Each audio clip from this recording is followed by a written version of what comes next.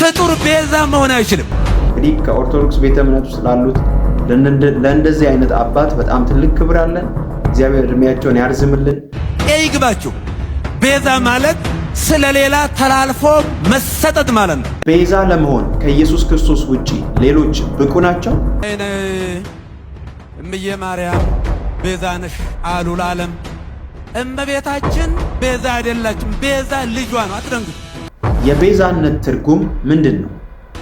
አሁን የተናገሯት ቪዲዮ ላይ እንግዲህ አንዳንድ ሰው የተወሰነ ጥያቄ ስለፈጠረበት ትንሽ ነገር ተናገር መጣው። በኃጢአት ምክንያት ለሰው ልጅ ለመጣው ሞት ዋጋ መክፈል የሚችል ሰው አለ ወይ?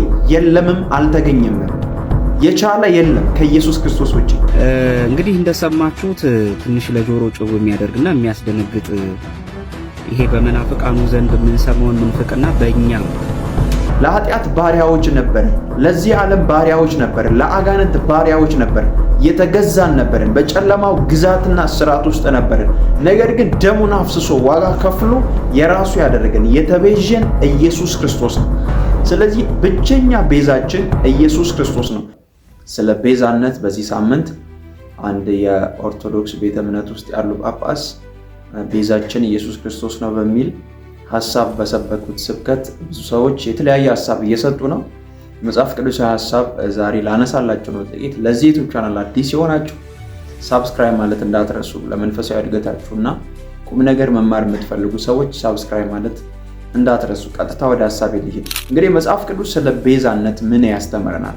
መጽሐፍ ቅዱስ ስለ ቤዛነት ምን ይናገራል ብለን ካሰብን ቤዛ የሚለው ቃል ከቃሉ ስንነሳ አንድን የተወሰደብንን ነገር ዋጋ ከፍለን ማስመለስ የሚል ትርጉም ነው የሚሰጠን ቤዛነት። ምክንያቱም ብሉይ ኪዳን ላይ የእስራኤላውያን አንድ ስርዓት ነበራቸው። የባሪያን ንግድ ነበር። በጊዜው ባሪያን ንግድ ሲያቀርቡ አንድ ሰው ለመበጀት ወይም ለመግዛት በቂ ዋጋ ሊኖረው ያስፈልጋል። ምክንያቱም ያ ባሪያ ሰውነት ያለው፣ ቁመት ያለው፣ ጥርሱን፣ የጤና ሁኔታውን አይቶ ለዛ የሚመጥን ነው ብለው ምን ይሉታል? ይገዙታል።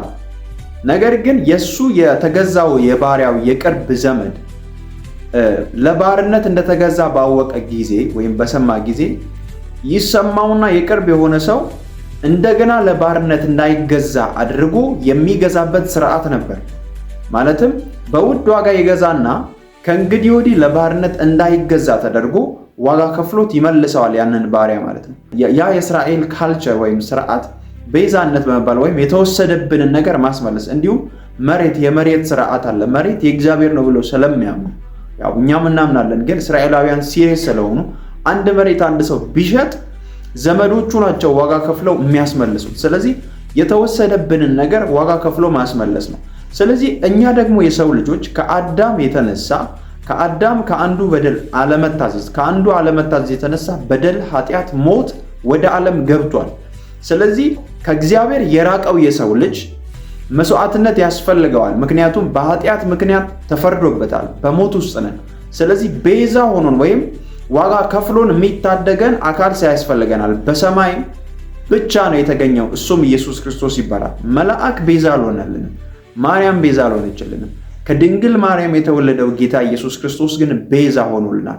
መጽሐፍ ቅዱስ ሮሜ 3 ላይ ከቁጥር 23 ጀምሮ እንደዚህ ይላል፣ ሁሉ ኃጢአትን ሰርተዋል፣ የእግዚአብሔርም ክብር ጎድሏቸዋል፣ በኢየሱስ ክርስቶስ በሆነው ቤዛነት በኩል እንዲያው በጸጋው ይጸድቃል። በኢየሱስ ክርስቶስ በሆነው ቤዛነት በኩል አያችሁ፣ እንዴት ነው የምንጸድቀው? በኢየሱስ ክርስቶስ በሆነው ቤዛነት በኩል እሱም በደሙ የተደረገ ማስተሰሪያ በማ የሆነ በኢየሱስ ክርስቶስ የሆነ ቤዛነት በኩል። ስለዚህ ስለ ኃጢአታችን የሞተ አለ ወይ? ቤዛ የሆነ አለ ወይ? የለም ከኢየሱስ ውጭ። ስለዚህ ቤዛ ስንል በኩራት ነው የምንለው ኢየሱስ ክርስቶስን። ምክንያቱም ስለኛ በደልና ኃጢአት የሞተልን መልአክም የሰው ልጅም የለም። አምላክ ነው ሰው ሆኖ እኛን መስሎ መጥቶ የኛን ዕዳ ተቀብሎ ኃጢአታችንን ተቀብሎ እርግማናችንን ተቀብሎ ቤዛ ሆኖ የታደገን የራሱ ያደረገን። ለኃጢአት ባሪያዎች ነበርን፣ ለዚህ ዓለም ባሪያዎች ነበርን፣ ለአጋንንት ባሪያዎች ነበርን፣ የተገዛን ነበርን፣ በጨለማው ግዛትና ስርዓት ውስጥ ነበርን። ነገር ግን ደሙን አፍስሶ ዋጋ ከፍሎ የራሱ ያደረገን የተቤዠን ኢየሱስ ክርስቶስ ነው። ስለዚህ ብቸኛ ቤዛችን ኢየሱስ ክርስቶስ ነው።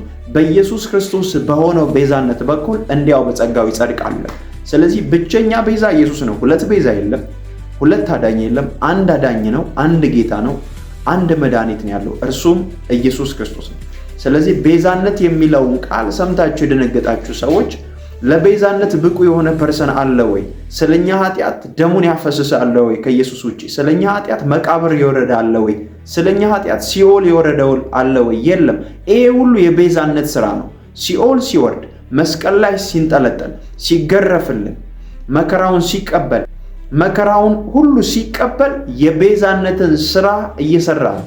ስለዚህ በኢየሱስ ክርስቶስ በሆነው ቤዛነት በኩል ወይም በማመን ነው እንጂ የምንገባው ወደ እግዚአብሔር አብ የምንደርሰው ወይም የምንታረቀው መታረቂያችን መንገድ ቤዛ በሆነው በኢየሱስ ክርስቶስ እንጂ ሌላ ቤዛ የለም አሁንም። ምክንያቱም ለባርነት እንዳንገዛ ቤዛ ሆኖ ደሙን አፍስሶ የገዛን በውድ ደሙ የገዛን አብ ነው።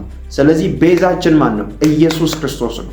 ዋጋ የከፈለልን ስለኛ ኃጢአት የሞተልን ኢየሱስ ክርስቶስ። ስለዚህ ወደዚህ ቤዛነት በኩል ኑ። በክርስቶስ ቤዛነት በኩል ደግሞ ትድናላችሁ። ከኢየሱስ ውጪ ቤዛ የለም። ይህንን እውነት እንድትቀበሉና እንድታምኑ ላሳስባችሁ እወዳለሁ። በሌላ በምትባረኩበት መልእክት እመጣለሁ። እወዳችኋለሁ። ተባረኩ።